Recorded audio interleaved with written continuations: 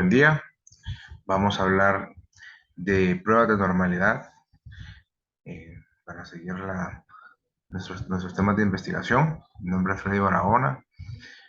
Primero, pues explicar que para poder terminar esta tarea utilizamos el programa SPSS, que nos permitió poder determinar de manera más adecuada todos los cálculos que necesitamos. Voy a compartir mi pantalla para mostrar cómo la utilizamos. Primero, pues, la indicación era, pues, introducir variables. Las introducimos en el programa de SPS, buscando, pues, poder establecer una estadística paramétrica o no paramétrica, en donde lo que queríamos buscar, por ejemplo, primero es saber establecer la diferencia entre una paramétrica y no paramétrica, donde pues lo que se busca es en la paramétrica la normalidad de la distribución de los datos y que estos sean homogéneos en las variancias de los datos, o si no fuera no paramétrica, en los datos analizados que no tuvieran presuposiciones o que tuvieran distribución libre.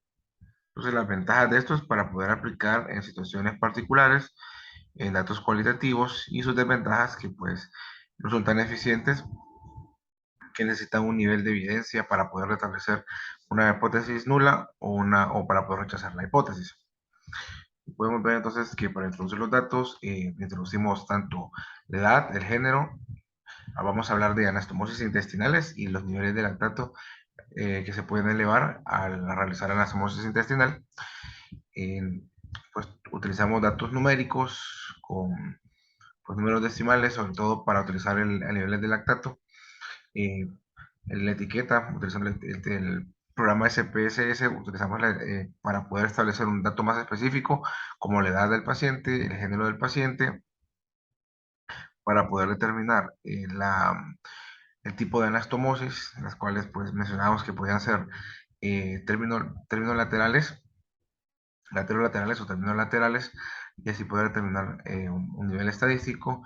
El género pues si era masculino o femenino, y los niveles de lactato pues no pudimos establecer valores porque eran variados. Y pues los tipos de medidas, escalas, nominales, y para poder analizar los datos nos dirigimos, pues tenemos que tener en cuenta que hay pues la muestra que tenemos es de 30, y esto pues nos quiere decir que pues todos aquellos datos que sean menores de 50, se utiliza la prueba de Shapiro-Wilk, y cuando son mayores de 50, la de Kolmogorov-Smirnov. Entonces lo que se busca primero es plantear la hipótesis para poder establecer una prueba de normalidad, en donde los datos pues puedan tener una distribución normal o datos que no tengan una distribución normal. Si no tienen una distribución normal, se les denomina hipótesis nulas, y cuando no tienen una hipótesis, una hipótesis que no es nula, que es alterna, esos son cuando no tienen una distribución normal.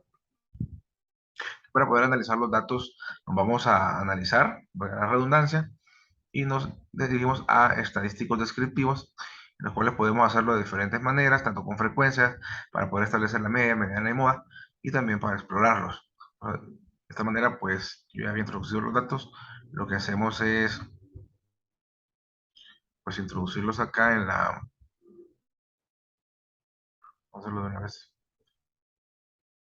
se introducen en la lista de dependientes para poder determinar los datos, y nos vamos a las características y las opciones. Vamos a la parte donde dice estadísticos, y pues poder determinar todos los valores que necesitamos, siempre con un intervalo de confianza del 95%. Si queremos gráficos, pues establecerlos para poder determinar que debemos irnos aquí donde lo que no queremos son diagramas de cajas, eh, establecer que los gráficos comprobados de normalidad, y con esto pues lo que queremos ver es una visualización de ambos.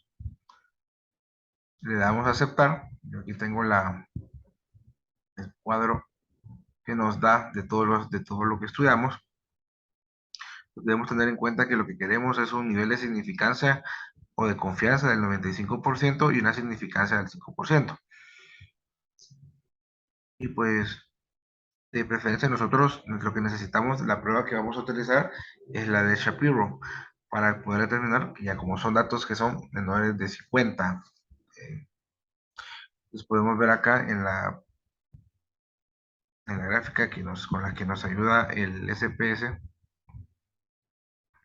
en donde aquí nos da las pruebas de normalidad del, del estudio analizado.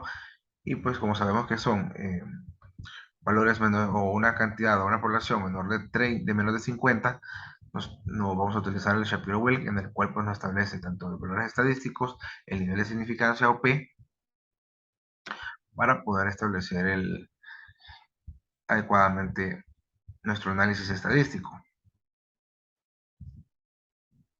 Pues nosotros separamos acá y podemos ver que también pedimos los valores para poder determinar la media, la mediana, la varianza, los rangos mínimos y máximos, y esto pues nos ayuda a poder tener un análisis más adecuado.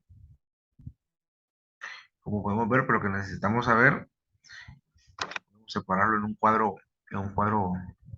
para poder tener que los valores estadísticos que puedan ser estadísticamente significativos, todos aquellos que para poder tener un criterio de decisión que sean donde P sea menor de 0.05, vamos a poder establecer que se rechaza la hipótesis o se acepta la hipótesis, y si fueran mayores de 0.05 es para aceptar la hipótesis o rechazar la hipótesis alterna.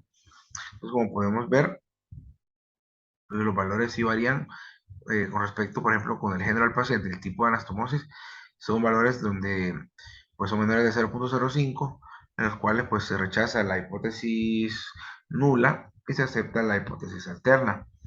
Pero en los datos, por ejemplo, de edad del paciente, niveles de lactato, lo que nos permite determinar es que aquí pues se acepta, por ejemplo, la hipótesis nula y se